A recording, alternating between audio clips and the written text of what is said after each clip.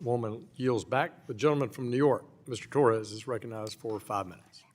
Thank you, Mr. Chair. President Donald Trump has been asserting among the most aggressive and expansive claims of presidential power that we've seen in our nation's history. He's taken the unitary executive theory to new extremes. He's claiming to have the authority to defund whatever agency he wishes, to abolish whatever agency he wishes, and to fire whomever he wishes, even if it means violating an act of Congress. Mr. Chairman, suppose for a moment the president were to ignore the congressional statute that establishes the independence of the Federal Reserve. What economic consequences would result from the Fed losing its independence? I think research over many, many years in many, many jurisdictions shows that some degree of independence is very important in keeping inflation under control. And the connection is obvious. If politicians are going to want to be reelected and things like that, they're not going to be focused on the longer term. We have the mandate to remain separate from all of that, to stay out of all of that, so that we can just focus on, not on election cycles or helping or hurting any political party or politician, but just on serving the public as a whole. That is essential, and it's uniform, I think, across all advanced economy central banks. Much like the Bureau of Fiscal Service, the Federal Reserve has highly sensitive payment systems. President Trump and Secretary Bessent granted Elon Musk and his team of outsiders access to the central payment system of the federal government, a system that is often described as America's checkbook. Would you, as the Federal Reserve Chair, ever grant a team of outsiders access to the Fed's central payment system without sufficient vetting and sufficient security clearance? Well, no, but let's remember, we're the Treasury's fiscal agent. Everything we do is under their direction, and there are Treasury payment systems, and then there's our side of the wall, which is the actual payment to the recipients, and so we control access to that very, very carefully. Right. The Treasury issues the payments, and then you process them. They order us to pay someone, and we just pay. We don't have any. We don't question payments. We just make the payments, and we control access to those payment systems very carefully.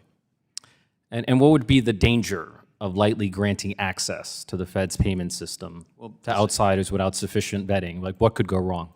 Well, the reason why we're so careful about it is just, for one thing, the possibility of mistakes and someone coming in and changing the code and things like that. So we have very careful access. Another one is just you open it up to more cyber risk and things like that. So I mean, I think all really important computer programming is subject to very, very careful access restrictions, and we're no exception.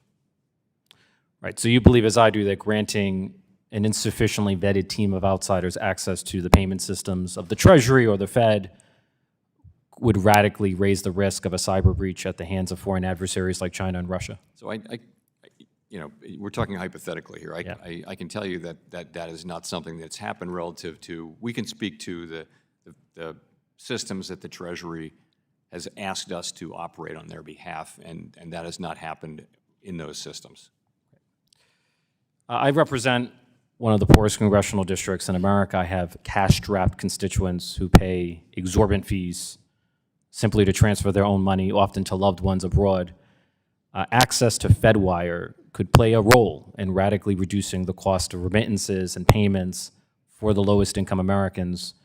What is your position on expanding FedWire access for the purpose of reducing the cost of remittances and payments? So we do, FedWire is really between banks. These are very large wholesale transactions. It's one of the world's most important, if not the most important, financial market utility.